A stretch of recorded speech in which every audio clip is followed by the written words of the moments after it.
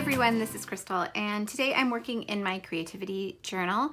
This is week 14, I believe, if I'm not mistaken. Yes, week 14 in my creativity journal. You can see I already have my photos printed out. I have quite a few photos. It was a pretty busy week for me. So I'm gonna have to spread these around a little bit to get them all balanced.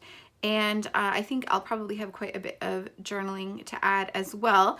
As for supplies, I have pulled out my long neglected stash of Just a Little Lovely from Pinkfish Studio. I have a ton of this collection, you guys. I actually won some of it from scrapbook.com, and I had gotten some other things from kits before that, so I have doubles of a lot of these packages, and I haven't used it. So I have the 6x6 pad. You can see I haven't even opened it, and I had the 12x12 paper pad, and yeah, lots of it. This one I've used a bit more of, but still a lot here, and it's not specifically geared towards like creativity or anything, but there are a lot of really positive sayings in here, so I thought it would work really well. So this is what I'm going to use. I'm not really sure how it's going to work out because I haven't looked through this beforehand. I just kind of had an idea that it would work, and I'm going to see how that goes. But yeah, I'm thinking I may want to get my journaling down first before I start adding too many embellishments, just so I can make sure I leave enough space for that, since that is an important part of this project. And then I will start playing. So I'm just going to put you on fast forward and see how it goes. So I'm going to start by just kind of looking through some of the products that are in this collection, in my stash from this collection that is, and just kind of see what's there and give myself some kind of idea about where this spread is going to go. So I looked through the die cuts. I'm looking through the 6x6 paper pad, and the one thing I notice right away is that there is a really good combination of both kind of warm tones in oranges and pinks and peaches, as well as cool tones like purples and blues. And my photos definitely are a combination of those. So I'm thinking that this is going to work really well with the photos that I have. I decided to spread them out a little bit, which means a couple of them end up on days that they weren't actually posted or taken, but that's fine with me. As long as they actually make it onto the spread, that's really all that matters. Most of them are on the days that they actually were posted or taken. So I'm going to do my journaling, but I need to mark where all of these photos sit so that I can take this to my typewriter and type out my journaling, which I've done now through the magic of editing. You didn't have to watch that. And now I can start embellishing. So I'm going to start with the ephemera pack. These are the die cut ephemera, and I'm just looking through for anything that works with the idea of what this journal is about, anything that would fill in some of the empty spaces. So there is a die cut that says fabulous, one that says believe in yourself, one that says just a little lovely. There are a bunch of florals, and I decided to add a few of those because they are absolutely gorgeous. There are some little flags and a banner that says keep going, and just some random little bits and pieces that I think will work out pretty well. And I'm just kind of throwing them down on the page where there's an empty spot, and then I will go back through once I start really putting things down and figure out where they're really going to go. There was that little quote card as well that says, let us come alive to the splendor that is all around us and see the beauty in ordinary things. And I thought that would be perfect for this. So I added that to the top corner. And now I'm moving on to some of the other embellishments. I really like these dimensional embellishments, and normally I try and keep things pretty flat in this album since they're not going in page protectors, and I really want to keep it all in one single album. But these aren't super dimensional. I think that I'll be able to make them work. So I added a few of those, just kind of lightly put them down so that I can pick them up and move them around if I need to. Actually, I think I only put one down. Oh no, I did put two. Okay, they're both there. Okay, so I grabbed this paper because it had all of the colors of this collection in it in this gorgeous kind of watercolor tone, and I decided to use it to cover the left-hand block on this page.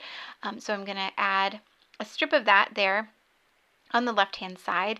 I'm going to go ahead and glue it down because I know I want it there. I'm happy with the way that that looks, and then I can start adding things over the top of it. So I have this fabulous die cut, and I decided to use that to fill in the blank space on Monday below my first journaling, and I'm just using my tape runner to glue that down along with a little banner that was also in the die cut pack, just to kind of give it some place to sit and give it a little bit more visual weight. And then I decided to take the other half of that paper that I used already and to tear a little strip of it to add to the top of the other side of the page. And then that little piece that was left, I thought, well, why not use that? Kind of like I would washi tape in that bottom strip of the page. So I added that. I'm going to trim it off and make sure it's well stuck. And then I'm going to add that little banner that says keep going right over the top of that. So that the picture right above it is from Instagram. It was from Joanne Hawker. It says, it does not matter how slow you go as long as you don't stop. So I thought that keep going die cut would be perfect right there. Okay, so since I had all these little torn strips of paper, I decided to just kind of sprinkle them around the page. So I'm adding a couple of them beneath the die cuts. So there are several of those square or rectangular die cuts that I've used around the page. And I'm just adding a little strip of that torn edge below them, or sometimes above them as well, in a contrasting color. So if the die cut is blue, then I added a pink strip. If the die cut is more orange or yellow, then maybe I'll add a green or blue strip. So trying to balance out all of those colors and really spread them across the page. So I did the same thing to that one there that says Happy Days Ahead. I am also thinking of how I can add a few more of those torn edges around in the other blank squares on this page. So I decided to grab a circle punch, and I'm using it on the edge of the torn edge of the paper, and I'm going to layer that behind some of these other smaller bits that I have around the page. So I added one behind that dimensional piece there. I'm going to add one behind this hello die cut. I'll add a couple more as well around the page where I add in a few other bits and where there's some blank space. Since all of my journaling is done, I don't have anything else to add to this page but embellishment. So really what I'm doing right now is just playing. This is my chance to just kind of play with the supplies and have fun and make this page pretty, really. I guess that's what it comes down to. So I chose another sheet out of that 6x6 paper pad that has that same watercolor look, but it's all in kind of warmer tones, since I had already used the warm tones from that first paper, and I wanted to add a warmer toned circle to the top there. And then I'm going to add one of the puffy stickers, the circle one that says One Awesome Day, and I will end up layering a floral die cut beneath that as well. And once I've started doing something, I might as well do it everywhere I have the opportunity to. So I'm going to go ahead and add a little strip below that quote card as well. And I already adhered it down, so I just kind of have to lift up the edge a bit and stick it underneath there to get it to fit. Okay, so there are lots of embellishments left in this kit. Lots of things I could add. I do add another puffy sticker at the top of the page, just to it needed something up there with that strip of paper, so I liked that puffy sticker that said remember when you wanted what you currently have. I thought that was pretty appropriate. And then I'm just going to find a few more pieces to fill in the rest of the empty spots. That one says I can and I will, and I'll do the same thing to it with the torn edge. And then I'm also going to add another circle to the other dimensional bit that I have that says all the small things. And then I'm going to add a few of these enamel or epoxy dots as well. They are really beautiful.